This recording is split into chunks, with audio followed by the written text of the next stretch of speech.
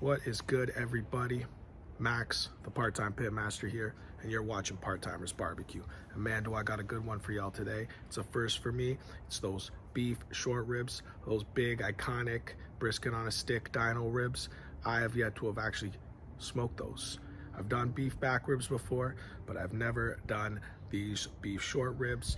But before I show you what's going on my drum smoker there, before I show you the ribs, we got to take it back to last night for when I trimmed, prepped them up, seasoned them up, and then yeah, we'll come back to this point. And for the prep on these beef ribs, nice meaty, I'm going to start by taking the fat off the top. Now there is silver skin and a lot of it underneath this fat, so as I expose it here, you can see it. That's that tough layer. Probably not going to give you a very good bite, so I'm going to try my best to get it all off nice and clean, and I don't want to create too many craters as I'm doing this. I want it to keep everything smooth, nice, around the edges. You'll see that right there is a pocket of fat. Now I'm not going to dig into that too much, but I'm going to try to shave off a bunch of that. I'm gonna get my knife underneath there and just take nice small little slices off. Start working that down a bit. I want to clean it up and expose a lot of meat, build a good amount of bark on there. And because I'm leaving the membrane on these, that actually, it helps hold the ribs together. So because I'm keeping the membrane on, no seasoning is really gonna penetrate any of the meat from underneath.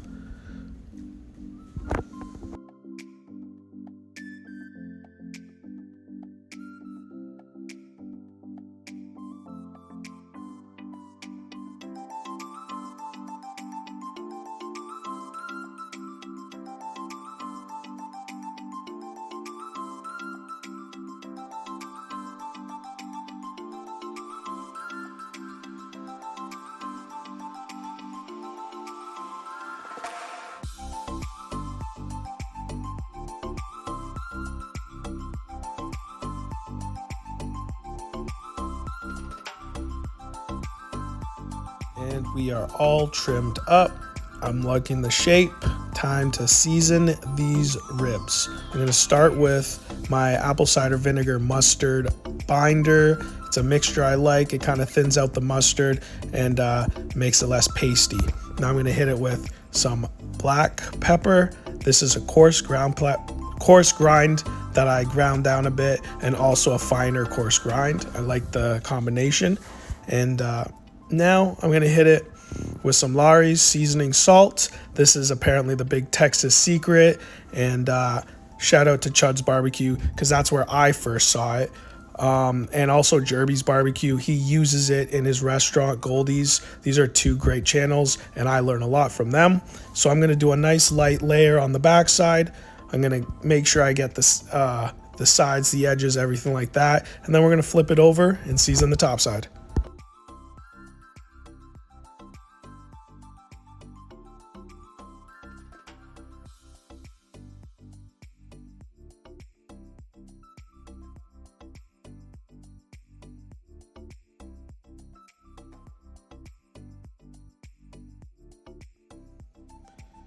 And these are looking great. Now I'm going to throw them in the fridge and get them on the pit in the morning.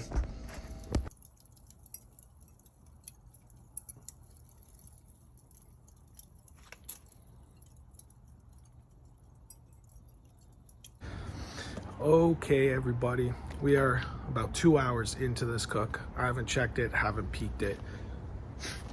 What the? Okay, so pit temp, 250. I put the ribs on when the pit was around 200. So as the pit's climbing up, the ribs are slowly climbing up. It's cool. Little thing I'm gonna note. I make this mistake a couple times. Last time on my brisket cook, this time. When you first put your hot chimney in the basket of charcoal here to get everything pumping, open those vents up. For some reason, I don't open them fully on the intakes, and I put them kind of where I want it to settle at, and it just takes forever. My fault, obviously. I just got to remind myself I'm still learning the pit, but it's something I noticed, so I'm gonna correct, or try to remember to correct, but I'm gonna let you guys know if you guys get one of these drums or you have a drum. I assume it'd be the same kind of deal. Open those vents up, man. Honestly, it's common sense. But regardless, we slowly got up. We're sitting 250, which is perfect. Ribs have been on 2 hours. We're gonna spray apple cider vinegar, Worcestershire sauce, and water. No fancy bottle. Get this at the dollar store. No big deal. Let's get in, see what's going on. Check out how that bark looks.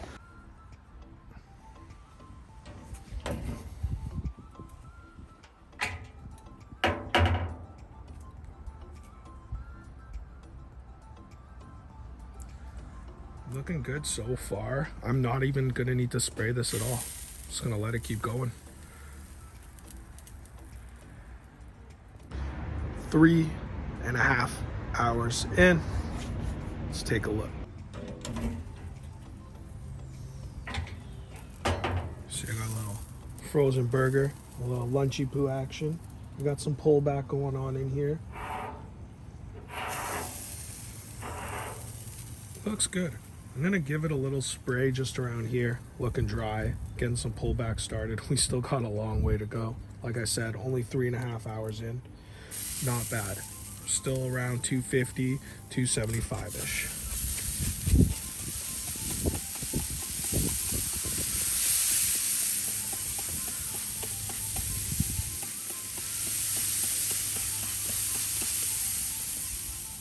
All right, I'm gonna close these down and check back in probably in another hour, hour and a half.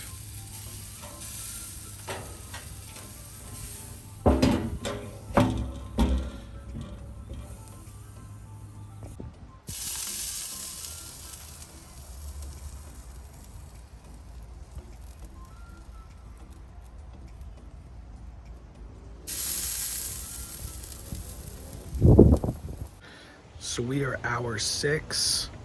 It's smelling amazing in my backyard. I've been monitoring it every hour, hour and a half. Let's go take a look, give it a spray, see the color. The last time I checked, at like 5.5 hour mark, half hour mark, the color wasn't quite there. I have bumped it up. I'm cooking around 270, 275 right now. It was holding steady at 250 for the majority of the cook. So let's get into it.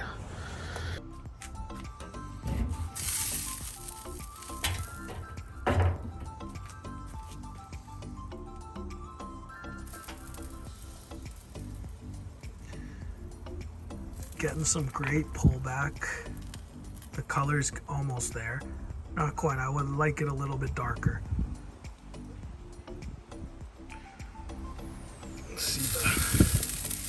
The fat's still a little squishy. Starting to break though. That's what you want. That's a good sign. Time for the wrap. Using butcher paper, we're going to spray it down, and this is going to make the paper more pliable and easier to wrap up the meat. Once it's wrapped, back on the pit.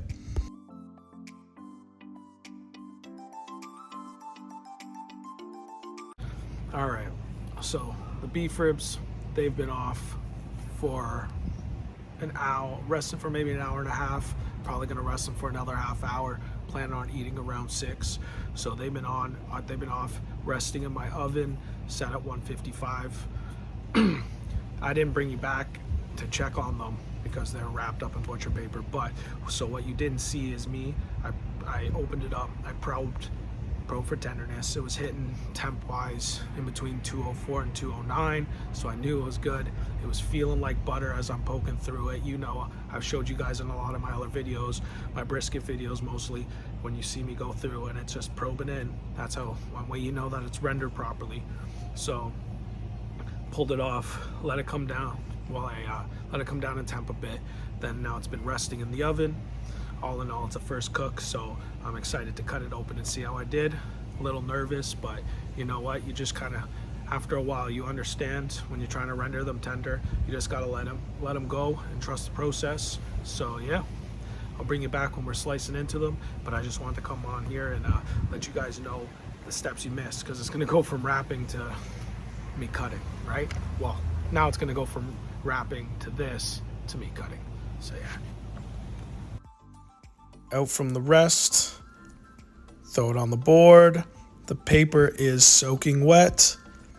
That's always a good sign. And they're looking good. They're smelling amazing. Bark is on point. Can't wait to cut into these. Here, I don't know what I was doing with the paper. Maybe I guess I had to try to dab off a little bit of the grease from the paper. I don't know. But all I know is can't wait to cut into these.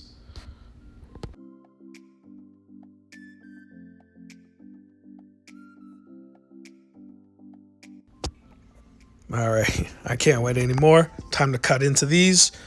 Easy. I'm going to cut from the top, go down. They're looking tender. Cut off the big one here. Now these aren't like my first time doing these aren't the ribs that I was completely expecting. I was expecting those ones more so like this, and as you can see, it's nice tender. You can see the moisture and the glisten on it, but there's too many different muscle groups with this one. So I think because it was a 2-pack, the other rack of ribs will be the other one. Correct me in the comments if you know more if you know more than me. I would love to hear it. But anyway, I'm going to cut these off the bone. I'm going to take some slices and we're going to try it.